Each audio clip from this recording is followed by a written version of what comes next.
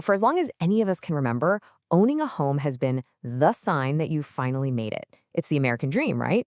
But what if that huge symbol of financial success is actually hiding a much more fragile reality?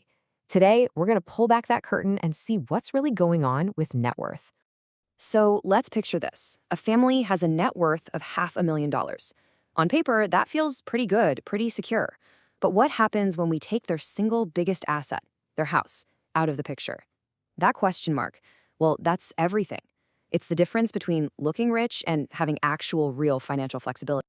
Okay, so net worth itself is a pretty straightforward formula, right? It's all your assets minus all your liabilities. And yes, your home equity is absolutely an asset in that calculation. But here's the catch. It's an illiquid one. You can't just take a brick from your wall to the grocery store to buy food. By separating it out, we start to see a completely different story about how ready people are for whatever life throws at them. Now, to get to the bottom of this, we're not just going to use hypotheticals. We are digging into the real deal, median household data from the U.S. Census Bureau. And we're using the median, that's the number right in the middle, because it gives us a much more honest look at a typical household, instead of letting billionaires skew the average. First up, let's look at households under the age of 35. Man, this is a tough time. You're trying to build a career, you're probably saddled with student loans, and honestly, you're just trying to keep your head above water.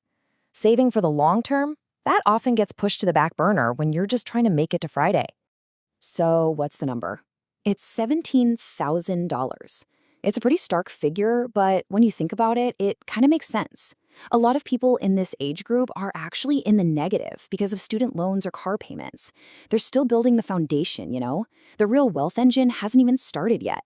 All right, now let's jump ahead a couple decades to what are supposed to be the peak earning years, ages 45 to 54. Your career is probably humming along, you're making more money. You would expect to see a really big jump in that nest egg by now, right? $79,000. Now, that's definitely a leap from $17,000, but let's be honest, it's not exactly a huge number for people in their prime. This shows a massive gap between what we think peak earning years should look like and the reality of what people are actually putting away. It seems like as income goes up, lifestyle costs just expand to meet it. And now we get to the really critical group, households between 55 and 64. This is it. This is the home stretch. Retirement is staring you right in the face. After working for 30, maybe 40 years, this next number tells us everything.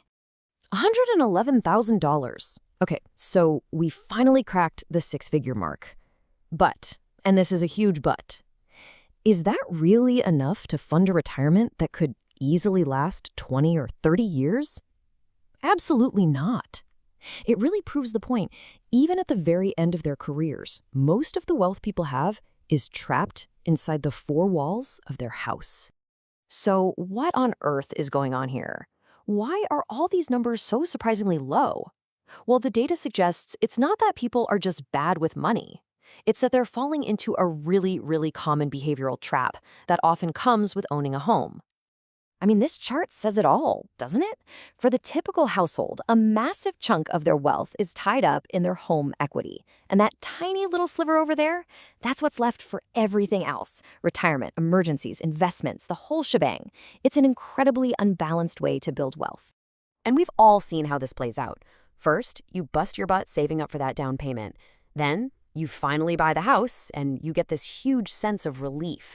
You feel like you've checked the "I'm a responsible adult" box. The urgency to save just vanishes.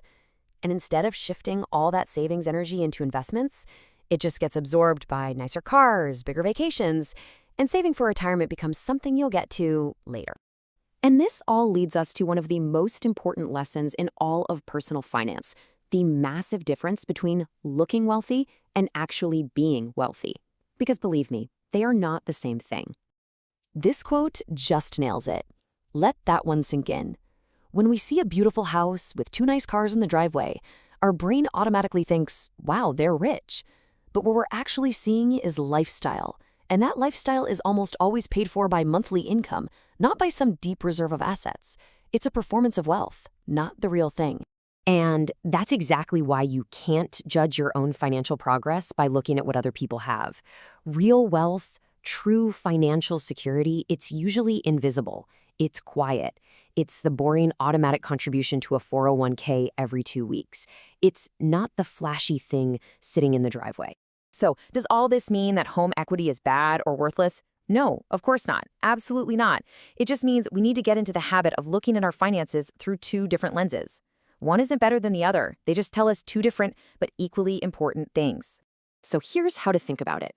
Your total net worth, including the house, that's your big picture balance sheet. It tells you your overall financial standing.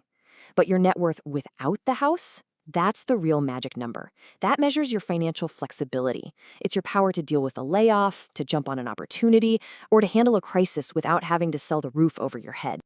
At the end of the day, a home is a wonderful thing to have. It's a hugely valuable asset. But the data is crystal clear. When we rely on it too much, it creates this dangerous illusion. It gives us the feeling of being wealthy, but without the actual flexibility and freedom that comes from having money you can actually use. So, I'll just leave you with this one question to think about. Every single one of our financial situations tells a story. The question is your story just about ownership, or is it about building true freedom?